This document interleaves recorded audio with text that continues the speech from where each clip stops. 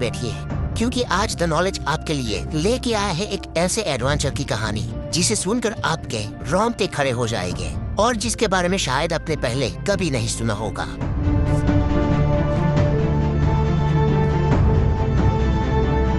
दुनिया के सबसे बड़े शिखर माउंट एवरेस्ट को सर करने की शुरुआत 1921 से ही हो चुकी थी, लेकिन उसकी चोटी तक कोई नहीं पहुंच पा रहा था। और एवरेस्ट की चोटी तक पहुंचना इतना आसान भी नहीं था, क्योंकि वहां तक पहुंचने के लिए बेहद ही मुश्किल और खतरनाक हालातों से गुजरना होता था।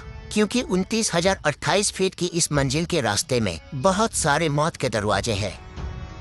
इस मिशन में कई लोग असफल हुए, कई लोगों ने अपनी जान गंवा दी और बहुत सारे लोगों का शव तो आज भी उस बर्फीली चट्टानों के भीतर दबा पड़ा है, जिसे आज तक वापस नहीं लाया गया। लेकिन फिर भी साहस के शूरवीरों ने हिम्मत नहीं हारी और वो एवरेस्ट की चोटी तक पहुंचने का लगातार प्रयत्न करते रहे। इन कई सारे साहस वीरों में से ही एक थे नेपाल के शेरपा तेनसिंह। सन 1952 में नेपाल के शेरपा तेनसिंह के दिमाग पर एवरेस्ट को सर करने का जुनून सवार था। तब स्विट्जरलैंड के रेमन लैम्बर्ट और शेरपा तेनसिंह ने एवरेस्ट को सर करने का प्रयत्न किया था, लेकिन वो उसमें निष्फल साबित हुए थे। 1952 में तेनसिंह और रेमंड लगभग पूरे एवरेस्ट पहाड़ को चढ़ गए थे, लेकिन बेहद कठिनाइयों के चलते उन्हें एवरेस्ट की चोटी से महज 1000 फुट की दूरी से ही वापस आना पड़ा। मंजिल से इतने करीब होकर भी वापस आ जाने का दुख उन दोनों को था, लेकिन तेनसिंह ने हार नहीं मानी। फिर से एक साल बाद सन 1953 में तेनसिंह 7 अंग्रेज और 2 न्यूजीलैंड के पर्वतारोहियों के साथ एवरेस्ट के अभियान के लिए निकल गए। तेनसिंह और एडमंड हेनरी की टीम ने पहाड़ चढ़ने की शुरुआत 9 अप्रैल 1953 के दिन की। बर्फीले रास्ते, माइनस में टेम्परेचर, हिम नदी, कभी भी टूट पड़ने वाली शिलाएं और बर्फीली खाइयों के बीच वो लोग एक के बाद एक कैंप बनाकर अपने मंजिल के करीब बढ़ते रहे। लगभग 20,000 फुट की ऊंचाई तक पहुंचने के बाद एक छोटी सी दरार को पार करने के लिए हेनरी ने डाइव लगाई, लेकिन उनके भार के कारण बर्फ की चट्टान वहां से खिसक गई और वो हमेशा के लिए उसमें दबने ही वाले थे कि पीछे से समय रहते तेनसिंह ने रस्सी फेंकी और हेनरी ने उसे पकड़कर अपने प्राण बचा लिए। अगर तेनसिंह ने वो रस्सी ना फेंकी होती तो हेनरी उस वक्त अपने जीवन से हाथ धो बैठते। खैर, एडमंड हेनरी और तेनसिंह की टीम धीरे धीरे एवरेस्ट की चोटी से नजदीक आते रहे। उनसे पहले चढ़ाई को शुरू करने वाली चार्ल्स इवान की 9 सभ्यों की एक टीम थी, जो तेनसिंह की टीम से पहले एवरेस्ट को चढ़ने वाली थी।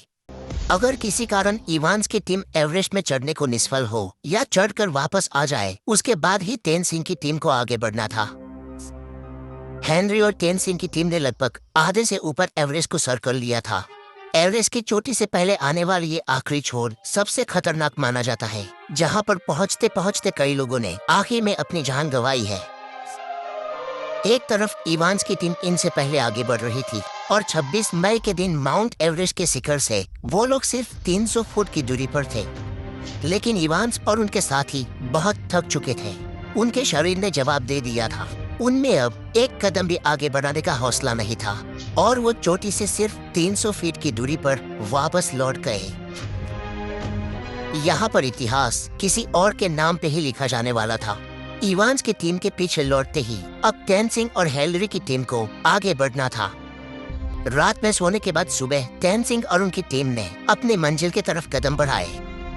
तापमान -27 डिग्री सेल्सियस था। परिस्थिति बहुत कठिन थी, फिर भी इन साहसिकों ने हिम्मत नहीं हारी।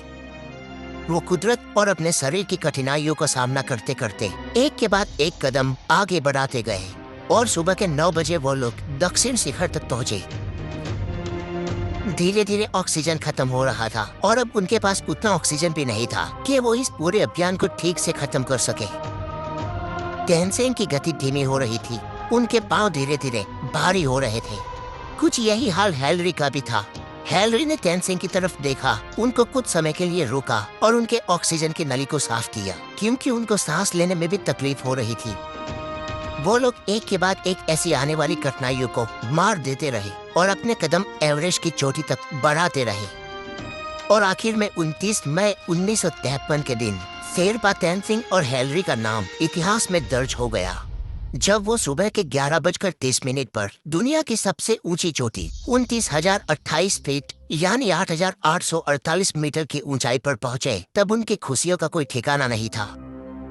ये एवरेस्ट की चोटी के कुछ रियल वीडियोस हैं जो किसी भी इंसान को मंत्रमुग्ध करते हैं। इस तरह विश्व के ये दुर्गम एवरेस्ट का शिखर नेपाल के शेरपा तेनसिंग और न्यूजीलैंड के एडमंड हिलेरी ने सर कर लिया, और इस तरह इंसानियत ने और एक कुदरती विषमता को परास्त कर दिया।